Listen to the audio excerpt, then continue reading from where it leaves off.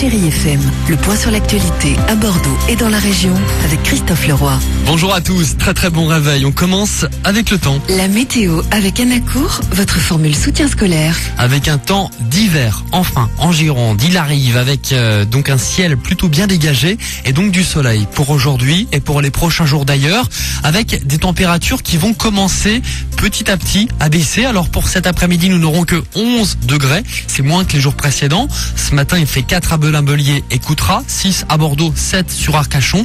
Et puis demain, les températures maximales vont baisser encore sous le soleil. Pourtant, 7 à 8 degrés pour les maximales demain et ça va continuer comme ça les prochains jours. Sur la route, prudence avec les bancs de brouillard, la visibilité est réduite. Et puis un poids lourd en panne signalé sur le pont d'Aquitaine actuellement en direction de Paris. Circulation donc ralentie actuellement en amont du pont d'Aquitaine. Dans l'actualité, un accord serait en bonne voie dans le conflit des routiers. 3 organisations patronales sur 4 ont quitté la table des négociations dans la nuit. La seule et dernière présente affirme qu'un accord avec les routiers est en bonne voie, mais il n'a pas encore été signé. L'accord prévoirait 4% d'augmentation de salaire, ce que réclamaient les routiers qui menacent donc toujours de faire grève dimanche soir. Une action des associations et des collectifs contre les centres de rétention administrative ce soir à Bordeaux. Ils se réunissent pour demander la fermeture de ces lieux d'incarcération pour les sans-papiers.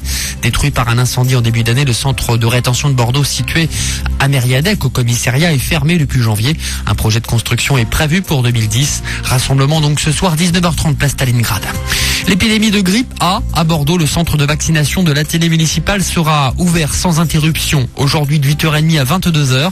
Et puis selon les ministères de la Santé et de l'Intérieur, tous les centres de vaccination seront ouverts en France demain samedi. Des faucheurs d'OGM mis en examen hier. 86 personnes qui avaient procédé à la destruction volontaire d'un champ de maïs OGM en 2006 dans le Lot-et-Garonne ont été mis en examen à Marmande.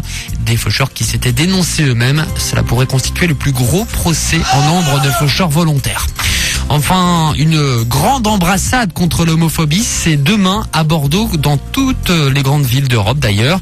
Lesbiennes, gays, bisexuels, transsexuels et hétérosexuels. Vous êtes tous invités à venir vous embrasser. Ça se passera à 16h, place de la Victoire.